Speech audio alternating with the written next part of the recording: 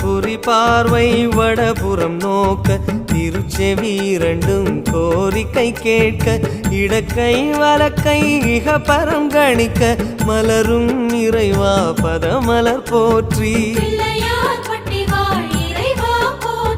மலை போல் வளரும் மாய கணேசா நிலையா வாழ்வில் நிம்மதி நீதா நிம்மதி அருளும் நிதர்சனம் போற்றி